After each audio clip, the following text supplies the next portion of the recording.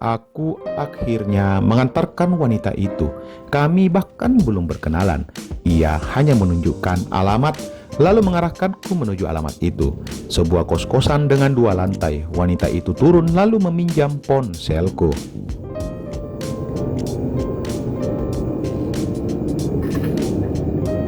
Terima kasih ya, Mas. Itu nomor saya. Besok-besok saya mau traktir Masnya sebagai jasa ojeknya. Ia menyerahkan ponselku lalu berpamitan.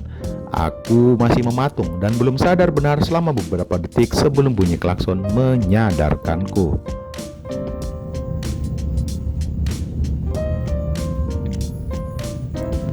Setelahnya, aku bergegas kembali ke kos-kosanku.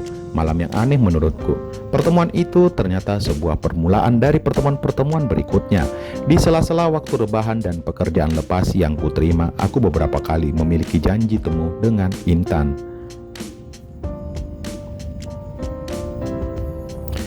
Kami lantas cepat akrab. Kami mulai saling bercanda lepas, lalu bercerita perihal kehidupan masing-masing. Ternyata malam itu ia bertengkar dengan kekasihnya yang kini telah ia putuskan.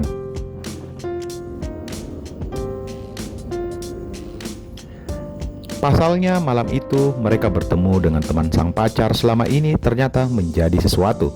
Intan memang sudah curiga sejak awal, tapi entah bagaimana malam itu semua terkuak dengan sendirinya.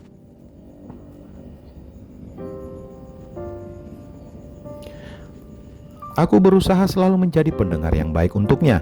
Ia pun begitu sepertinya. Kami ternyata dalam kondisi yang sama, sedang terluka dan rapuh. Akhirnya setelah hampir 3 bulan menjalin pertemanan, aku merasa kondisiku menjadi lebih baik.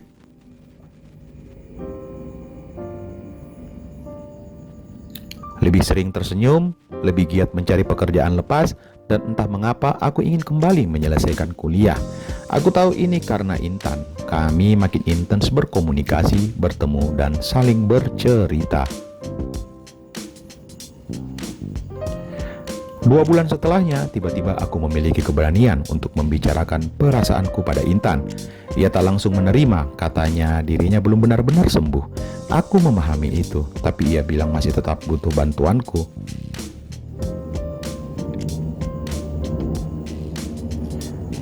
Aku menerimanya dengan lapang. Kami tetap berteman. Aku memutuskan kembali ke kampus dan menyelesaikan kuliahku. Kami tetap berkomunikasi lebih dekat. 3 bulan setelahnya, aku berhasil lulus.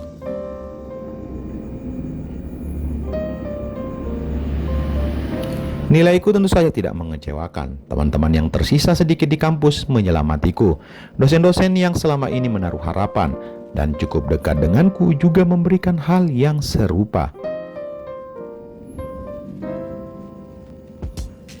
Hari itu ada satu orang yang benar-benar kutunggu kehadirannya. Untungnya keadaan memihak kepadaku sepenuhnya. Benar, Intan datang membawa bunga dan bingkisan kecil, katanya hadiah kelulusanku.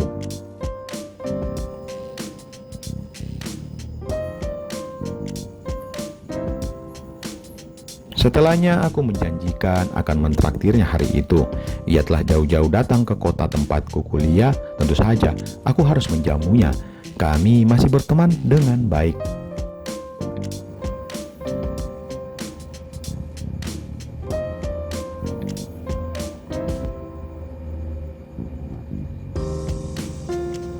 Sore itu kami berkeliling di kota. Sebagai warga lokal, aku berusaha mengenalkan kota ini. Kami sudah 3 bulan tak jumpa meski intens berkomunikasi lewat dunia maya.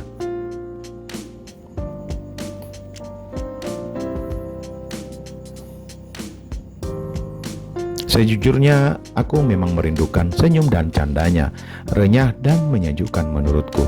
Kami berhenti di sebuah taman kota. Aku tahu ia menyukai tempat seperti ini.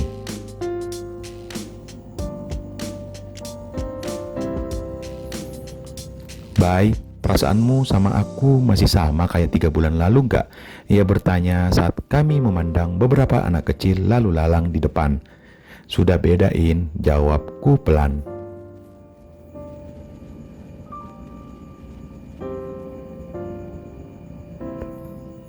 Intan kemudian memandangku.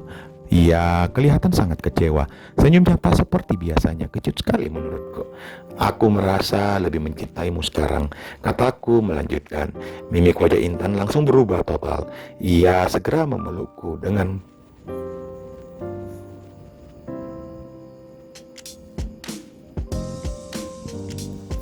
tapi kemudian dilepaskan karena sadar kami sedang berada di tempat umum. Ia tersenyum. Kali ini manis sekali. Aku mengajaknya beranjak di motorku. Ia makin memelukku erat sekali.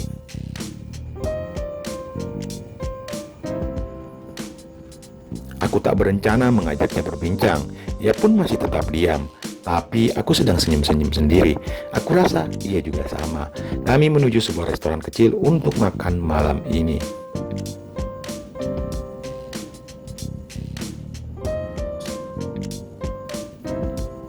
Setelah malam itu, aku benar-benar sembuh. Intan juga sama sepertinya. Kami menjadi sepasang kekasih setelahnya, meski harus berpisah kota tempat tinggal. Sambil menunggu proses wisuda, aku mulai melamar pekerjaan. Intan menjadi supporter garis kerasku. Ia mendukung segala langkah yang aku ambil.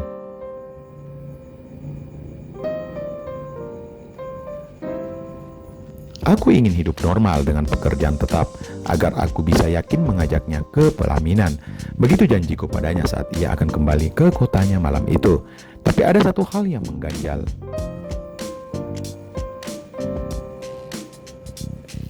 Aku sedang tidak baik-baik saja dengan keluargaku saat itu. Intan tahu karena aku berterus terang padanya sejak awal. Ia sama sekali tak berusaha mundur. Ia yakin kami bisa melalui ini, katanya. Aku memikirkan opsi menikah tanpa kehadiran keluarga. Rasanya terlalu berat menjalin hubungan itu kembali. Intan setuju saja jika itu memungkinkan dilakukan. Tapi ia tetap menyarankan untuk memperbaiki hubungan dengan keluargaku. Aku mempertimbangkan tapi tidak janji.